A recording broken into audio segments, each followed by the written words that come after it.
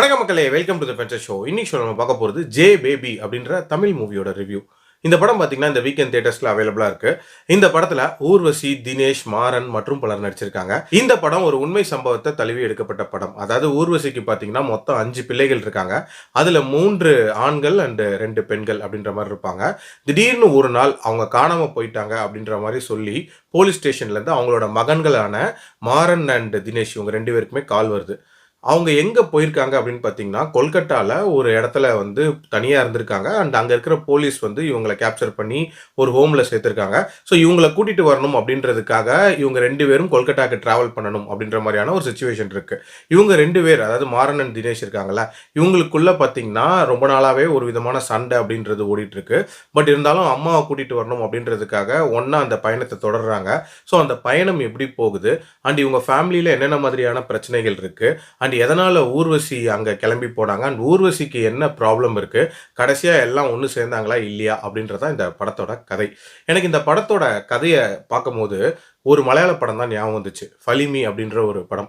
அந்த படத்துக்கும் இந்த படத்துக்கும் ஒரே மாதிரியான ஒரு தீம் அப்படின்னே சொல்லுவேன். அதாவது அந்த படத்துல பாத்தீங்கன்னா ஒரு டிஸ்பங்க்ஷனல் ஃபேமிலியில இருக்கக்கூடிய ஒரு வயசான பெரியவர், ஒரு தாத்தா வந்து வாரணாசிக்கு கிளம்பி போயிருப்பாரு.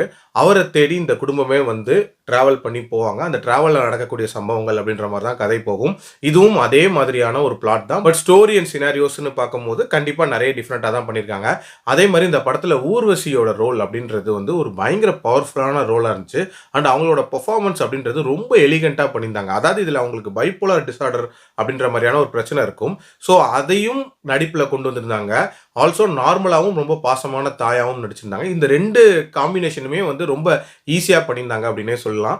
அதே மாதிரி இந்த படத்துல மாறன் அண்ட் தினேஷ் இவங்க 2 பேருக்குள்ள இருக்கக்கூடிய அந்த காம்போ அப்படின்றதுமே நீட்டா ஒர்க் அவுட் ஆயிருந்துச்சு.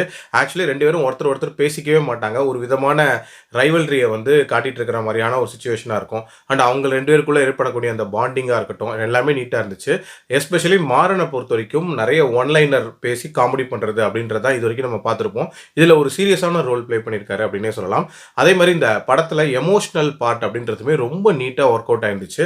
அதுல குறிப்பா சொல்லணும் அப்படின்னா இவங்க எல்லாரும் கொல்கட்டால இருந்து கிளம்பி வரக்கூடிய அந்த காட்சி அது உண்மையிலேயே ரொம்ப நெகிழ வச்சுச்சு அப்படின்னே சொல்லலாம். அதே மாதிரி அந்த ஹாஸ்பிட்டல்ல விட்டுட்டு வரக்கூடிய அந்த காட்சி அதுவுமே வந்து ரொம்ப சூப்பரா எடுத்திருந்தாங்க. அதே மாதிரி அந்த குடும்பத்துக்குள்ள நடக்கக்கூடிய சண்டைகள் அப்படின்றதுமே ரொம்ப நேச்சுரலான ஒரு சண்டையா இருக்கும். எதனால அவங்க அம்மாவை அவங்க பார்த்துக்க முடியாம போகுது அப்படின்ற அந்த ரீசனிங் எல்லாமே ரொம்ப நீட்டா தான் இருந்துச்சு. ஓவரால் வந்து ரொம்ப ரிலேட்டபிளான ஒரு ஃபேமிலி டிராமா தான். நெகட்டிவ்ஸை பொறுத்த வரைக்கும் பார்த்தீங்கன்னா இந்த படத்தோட பேஸ் அப்படின்னு தான் சொல்லுவேன். ஆக்சுவலி அந்த டிராவல் அப்படின்றது ஸ்டார்ட் ஆகிற வரைக்குமே ஒரு மாதிரி இன்ட்ரெஸ்டிங்காக போச்சு. அதுக்கப்புறம் வரக்கூடிய காட்சிகள் அந்த ஃபிளாஷ்பேக் அப்படின்றதெல்லாம் ஒரு சில காட்சிகள் அப்படின்றது எக்ஸைட்டிங்காக இருந்தாலும் ரொம்ப ட்ராக் பண்ணி சொல்லிட்டாங்களோ அப்படின்ற மாதிரியான ஒரு ஃபீல் இருந்துச்சு. அதே மாதிரி அந்த பிரச்சனைகள் அப்படின்றதையுமே இவங்க சொன்ன விதம் ரொம்ப டூ மச்சான ஒரு ஓவர் டோஸ் அப்படின்ற மாதிரி தான் இருந்துச்சு. ஒரு விதமான மெலோட்ராமேட்டிக் ஃபீல் அப்படின்றதுமே வந்துருச்சு அப்படின்னே சொல்லுவேன். அண்ட் டியூரேஷனை பொறுத்த வரைக்குமே பார்த்தீங்கன்னா கிட்டத்தட்ட 2.5 மணி நேரம் போகுது. சாலிடா இன்னொரு 15 to 20 மினிட்ஸ் ஆவது கம்மி பண்ணியிருக்கலாம் அப்படின்னு தான் தோணுச்சு. ஓவரால் என்ன பொறுத்த வரைக்கும் ஒரு டீசென்டான ஃபேமிலி டிராமா தான். பட் இன்னும் கொஞ்சம் எமோஷன்ஸ், இன்னும் கொஞ்சம் ஹியூமர் அப்படின்ற மாதிரி நிறைய விஷயங்களை கலந்து இன்னுமே சுவாரஸ்யமா பிரசன்ட் பண்ணியிருக்கலாம் அப்படின்னு தான் தோணுச்சு. என்னோட ரேட்டிங் இந்த படத்துக்கு 3 out of 5. கண்டிப்பா ஒன்ஸ் ட்ரை பண்ணி பார்க்கலாம். அடல்ட் கண்டென்ட்லாம் இல்ல. மீண்டும் அடுத்த விமர்சனத்தில் சந்திக்கிறேன். நன்றி, வணக்கம்.